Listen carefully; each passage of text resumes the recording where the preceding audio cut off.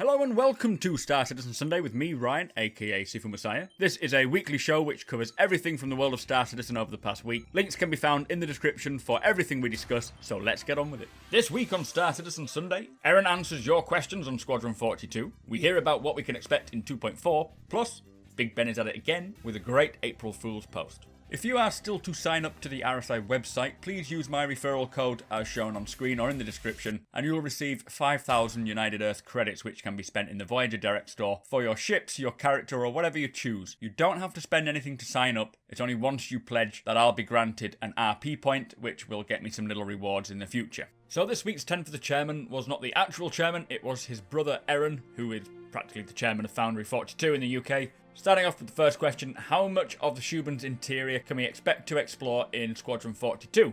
And he says, lots in Squadron 42, and as other space stations are released into the persistent universe, we'll have huge areas to run around in, lots of areas within the areas. I'm very much looking forward to getting to Shuben. Next question, are you getting all the features you want into Episode 1 of Squadron 42, or will other features come in a later patch? And he says they know full well now what they want to put into Squadron 42 and they are working to get that in, so there will be no more rounds of cuts. They know exactly what they need and they're doing it. The plan is to go with what they have and get it out to us as soon as possible. They've got a very tight plan of the content and they're actually doing another shoot soon to get the extra stuff that they missed off from last time in. Next question, in Squadron 42, how much interaction will we have with our crew or wingmen before a battle or while on deck? Do you think there'll be reasons for us to develop a feeling of camaraderie with our shipmates, or will they be just more script props?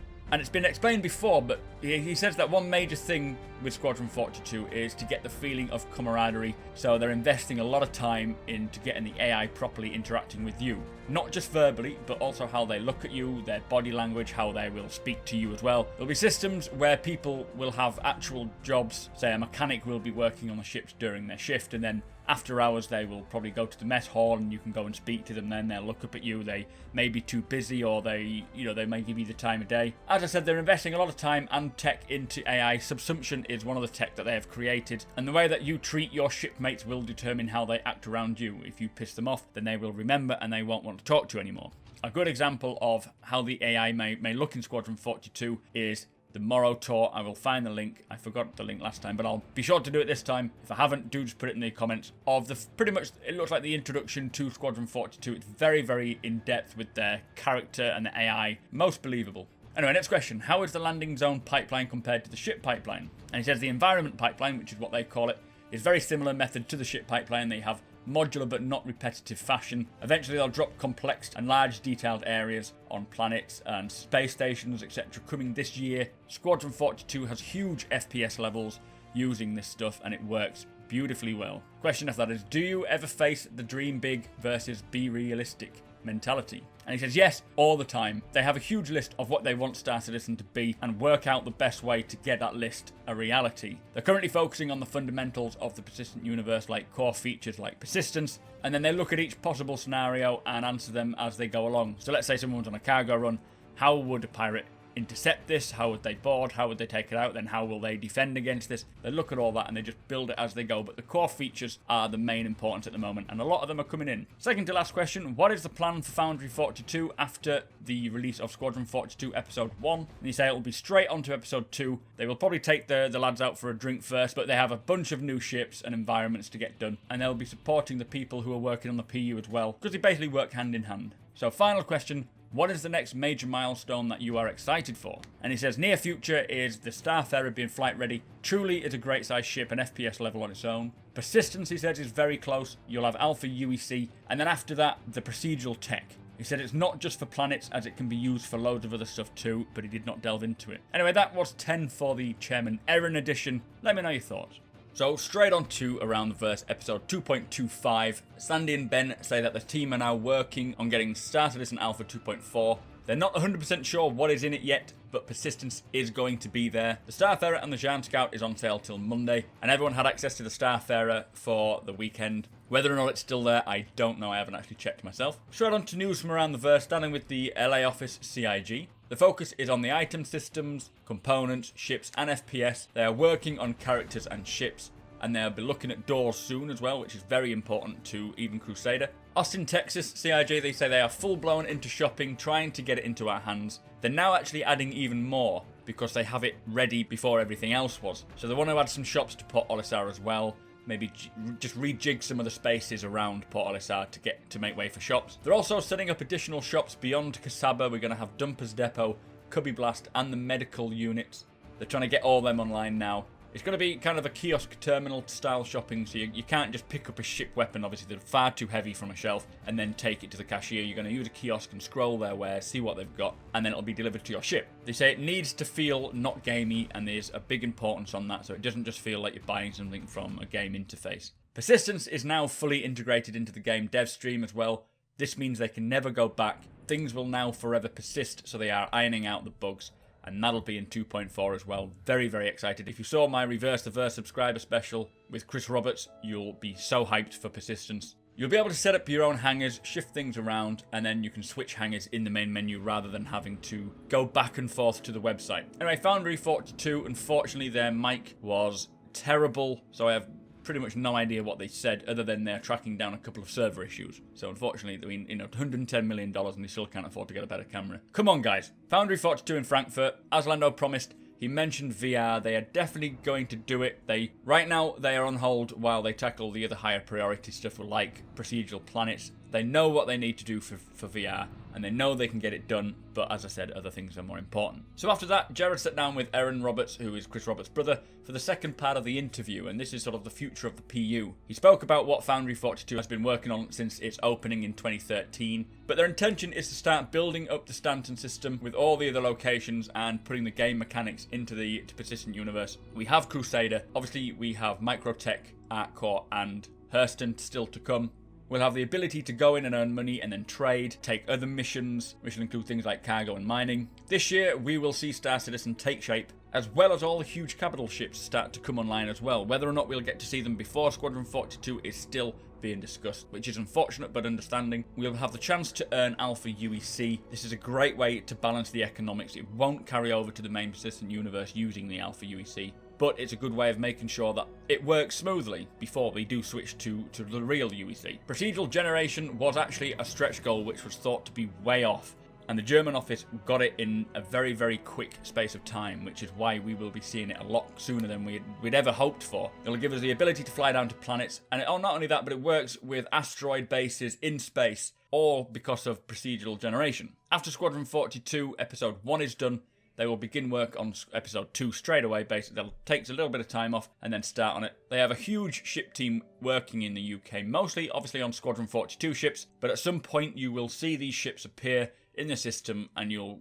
like the Bengal carrier, and it'll just be such an incredible sight to see these things floating around. Finally, he did address the Idris and whether or not we'll see it before Squadron 42, but he just said it's still up for discussion, so they haven't decided. It will be ready very, very soon, he says, but they're still not sure whether or not to show it off. It's a big part of Squadron 42, and you spend a lot of time in the game on that ship, so they don't want it to be a spoiler. Personally, I would like to have it in Crusader, but I can understand why. Anyway, after that we had the Lawmaker's Guide to the Galaxy again. An excellent segment for Around the Verse. Today it was Elysium with Will Weisbaum, who is a senior writer. And I won't go into too much detail about it because I will be doing my own lore guides. But it has 5 planets, discovered in 2541. It was already inhabited by the Tavarian, who were living on Elysium 4, and this is where the huge battle against the Tavarian broke out. Anyway, Most Valuable Post was presented by Tyler Whitkin, who is the new community manager in Austin. It goes to Paul C2K for his Starfarer maps,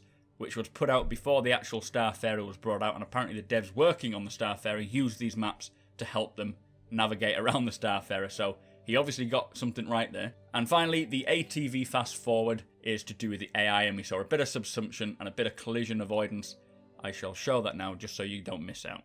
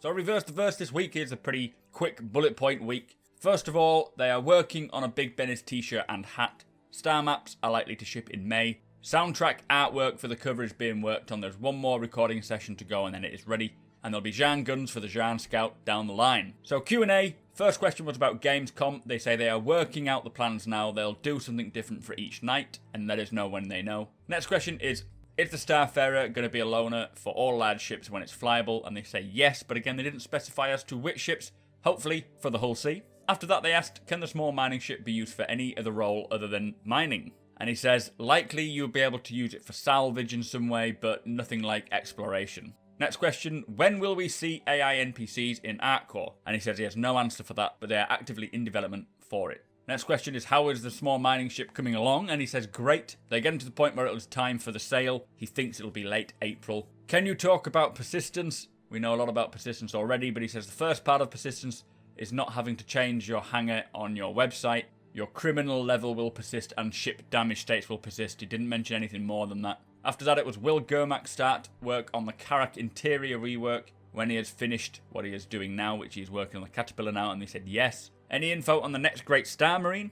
And he said it's in the works. They're working with a sponsor now to get it set up, so hopefully later this year. After that, it was about the Herald and how is it coming along. They say it's in active development now. The people who worked on the Connie rework are working on this too. Chris has just given the go-ahead on the latest update, so it's going to be started very, very shortly, I believe. Will hangars continue to be bigger or to get bigger and bigger as bigger ships come down the line? And they say no. The Starfarer is pretty much the size. It's going to be the biggest size they'll be.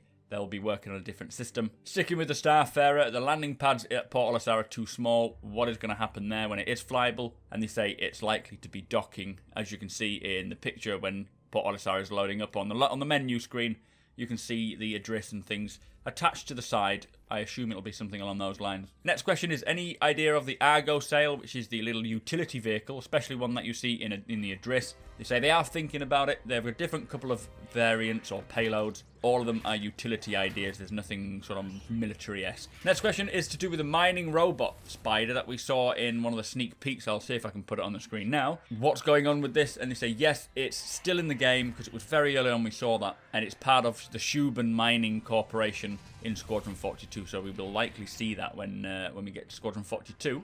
Second to last question, is it possible we can get Benny skins like we saw on the Reliant? He said it will likely be possible somewhere down the line, but it won't be today. And then the final question, when can we shoot players in ships? And apparently Chris Roberts is really wanting this to be working. It was a lot of problems with the physics grids, as we know. They are addressing it now as obviously bigger ships are coming down the line, like the Starfarer, and we need to be able to fight people in the Starfarer. So that was Reverse the Verse. Let me know your thoughts. So also this week we had a new Empire report titled Victory on the Vandal Front. I haven't read it yet, but it sounds like we are pushing the duel back. There was a behind the scenes post demonstrating how they create space stations using this modular system. Very interesting. Anvil mouse mats went on sale and I hope you picked yours up. I managed to pick mine up finally after a whole PayPal debacle, but we got there. And finally, as a little April Fools, a very cool post bringing us the Big Benny's food delivery Reliant variant was published. Seriously worth checking out, and I do hope to God sooner or later we get the Benny skin because it looks incredible. I would like to give a huge thank you to all of our patrons. Your support really allows us to create these videos. I have recently updated our Patreon rewards and goals to better reflect our direction. Things like Star Citizen package giveaways and private gaming sessions with me would be a good way to thank you all for helping the channel. Follow the Patreon link in the description if you would like to help. Don't forget, you can join me on Twitch every Monday, Wednesday and Friday between 7:30 and 10 BST. So that brings us to the end of the show. Thank you for watching and thank you to our subscribers, plus a massive thank you to our patrons as you make this possible. If you like what we do and want to help us make it better, follow the link in the description to our Patreon page to learn more.